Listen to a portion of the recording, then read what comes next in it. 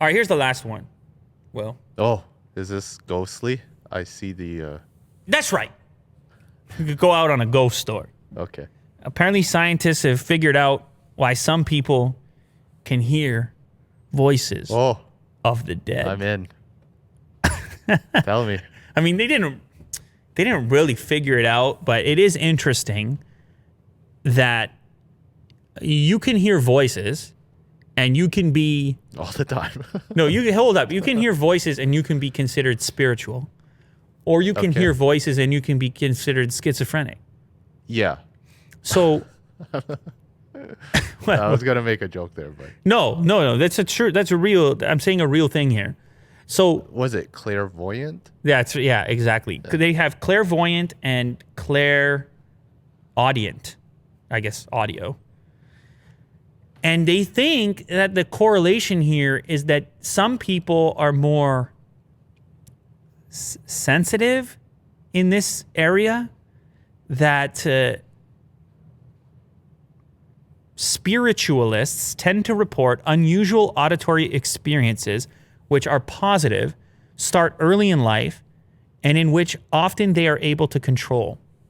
So, whereas on the flip side, if you have mental illness, for example, you may actually have a similar phenomena that the person reports, but they would often associate it with, negativity and paranoia, and it would have different associations to which then that, I mean, this is obviously a very difficult thing to explain, but those two things would lead down in different ways, down different paths because of the association of that unusual, let's say, auditory experience or vision or whatever it might happen to be.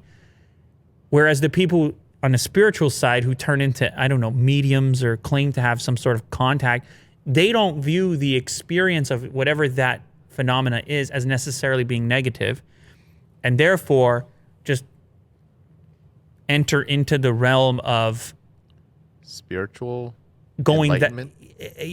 that way, that they have this special ability, which isn't necessarily a bad thing. Yeah. Let's say. It's like the curse and the gift kind of dilemma. Understanding how these develop is important because it could help us understand more about distressing or non-controllable experiences of hearing voices too.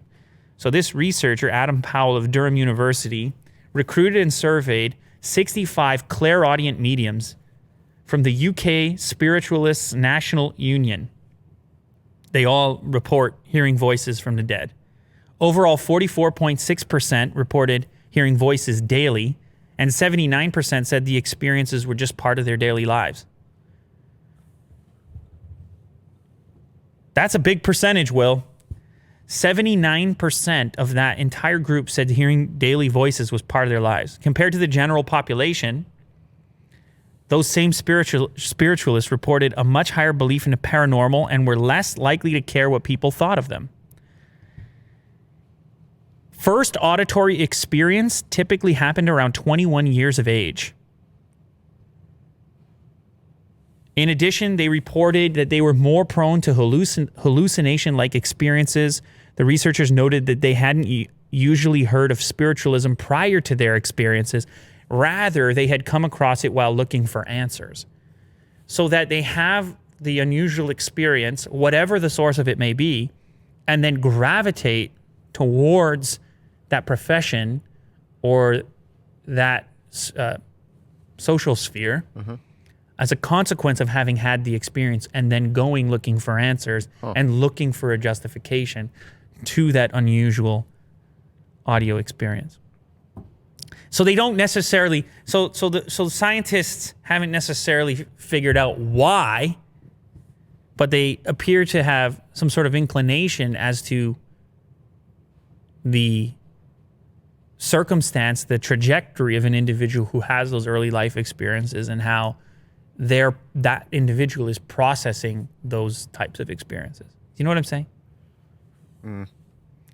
You 50-50. wanted something spookier, didn't you? Yeah, I wanted more ghost talk, but Yeah. interesting nonetheless. Yeah, I'll they're read this saying article. spiritualism seems to make sense for these people make sense of extraordinary childhood experiences as well as frequent auditory phenomena that they experience.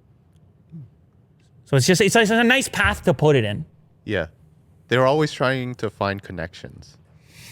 But imagine that it's not like, I think the perception could be that somebody who claims to be, let's say, in contact with dead people, you might assume it the other way around, that this person watched a scary movie or heard about the fact that someone can talk to ghosts and was like, oh, I really want to do that, so I'm going to do that too.